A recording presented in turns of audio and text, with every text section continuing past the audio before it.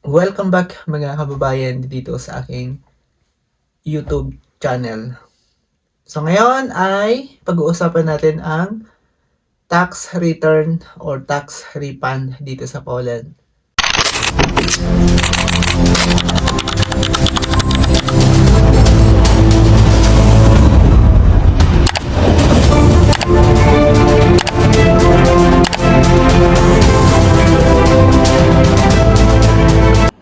Alam niyo maraming nag-aabang sa kanilang tax return dito sa Poland, ano? At isa na ako dyan. Kakapile ko lang nung nakaraang araw by online.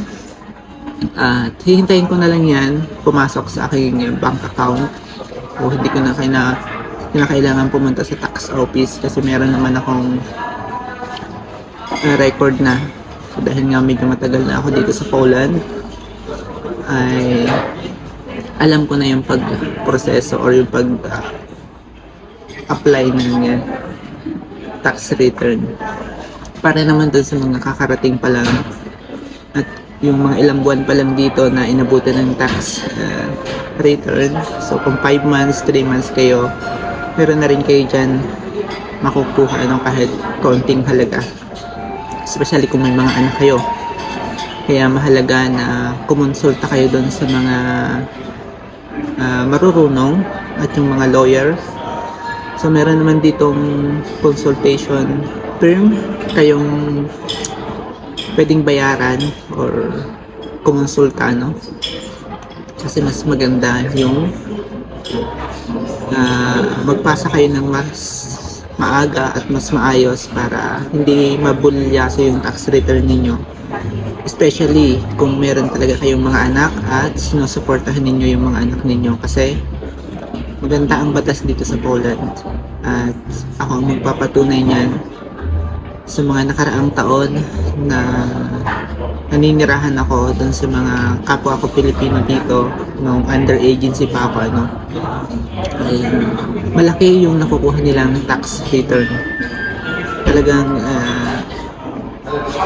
isang buwan na sahod dito sa Poland or yung iba ay mas malaki pa sa isang buwan na sahod dito sa Poland.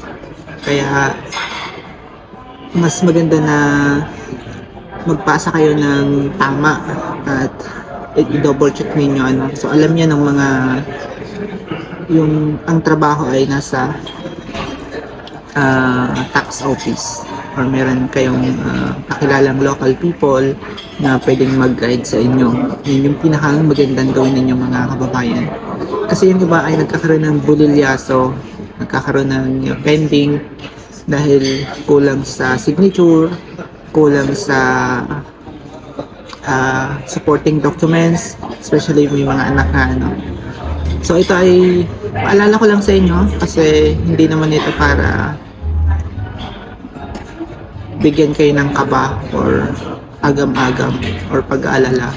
Ito ay gabay nyo para dun sa mga bagong dating pa lang dito na di pa alam yung kalakaran pagdating sa pag-claim ng tax return.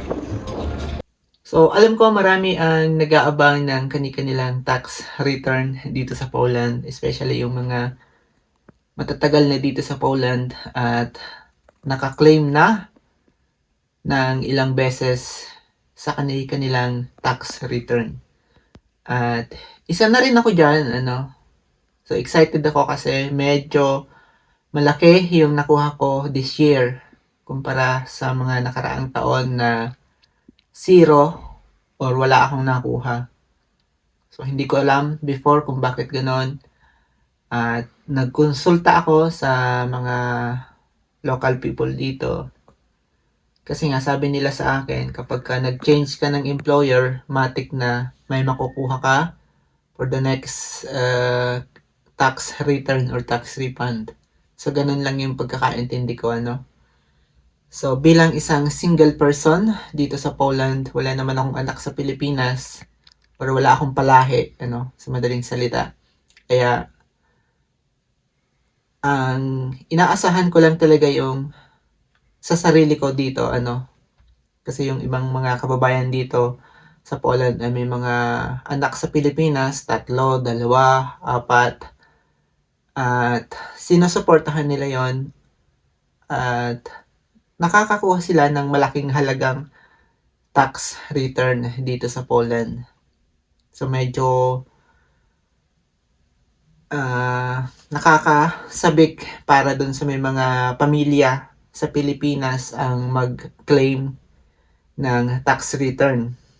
At yan yung kagandahan kapag meron kayong maayos na trabaho dito sa Poland, maayos na employer, at nagbabayad syempre ng maayos na buwis dito sa Poland. Kasi pagka patak ng araw ng claiming ng tax return, so talagang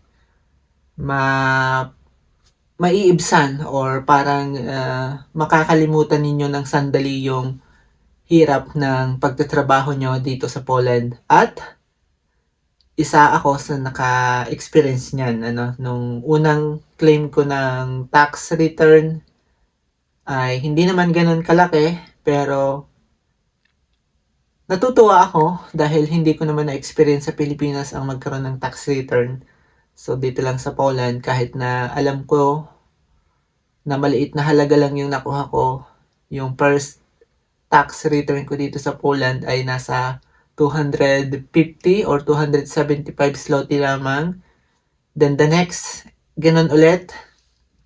So, ang naramdaman ko ay masaya at syempre, worth it bilang isang single person nga, no? So, binata naman ako hanggang sa ngayon at hindi ko iniisip na makakakuha ako ng tax return.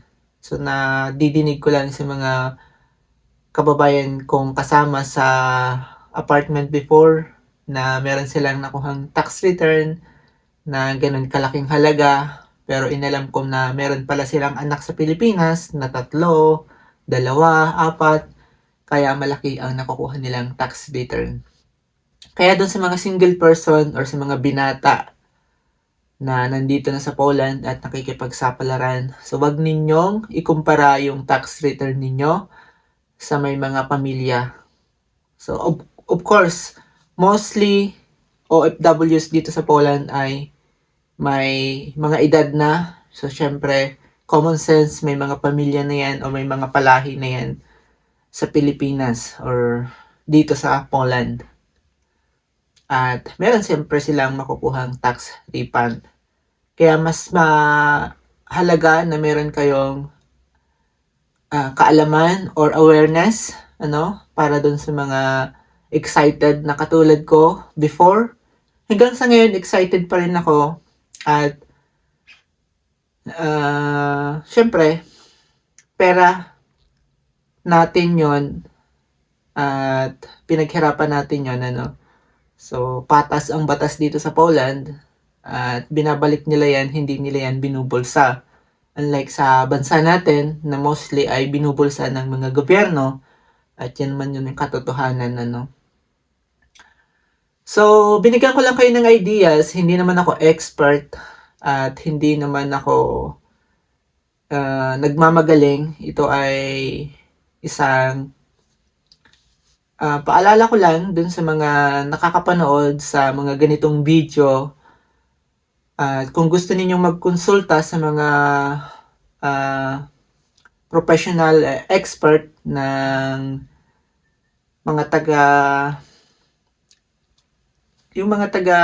tax office or yung mga lawyer, so pwede kayong magbayad ng maliit na halaga dun sa may mga kakilalang Pilipino na lawyer, dun sa may mga nakapangasawa ng local people dito.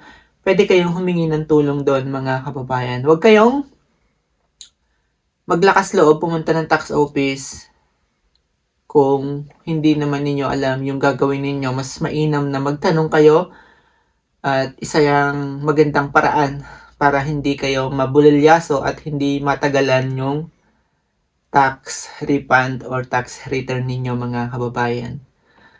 Anyway, ako si Adrian, mga kababayan, at isa ako sa gumagawa ng mga ganitong videos dito sa Poland. Kumbaga, bahagi ito ng documentation ko ng aking buhay dito sa Poland. Syempre, kasama itong tax return, tax refund every year. At mapapanood nyo ito sa aking YouTube channel. So, ang kwento ng aking buhay dito sa Poland for more than 5 years ng pakikipag-sapalaran ko dito sa Poland at pakikibaka sa other dialect sa Pilipinas, kung alam niyo yung pakikibaka, no? At hindi ako recruiter or hindi ako agent. So, nililinaw ko kasi yung iba ay medyo parang nag-iisip na agent ako or nag-iisip na for the content ito. Hindi ito for the content at hindi ako agent, mga kababayan. Hindi ako nangungumisyon sa kahit anong kapwa ko Pilipino dito sa Poland or yung mga nangangarap. At nililinaw ko yan, mga kababayan. Isa akong manggagawa dito. Isa akong hotelier worker. At ganito ang mga video ay libangan ko at documentation ito ng buhay ko dito sa Poland. At isa ito sa mga ginagawa ko para maging alaala ko sa mga susunod na taon, na kapag tumanda ako ay meron akong masasabi sa sarili ko na ito yung kayamanan na nagawa ko sa aking buhay. Anyway, ako si Adrian at isa akong OFW dito sa Poland.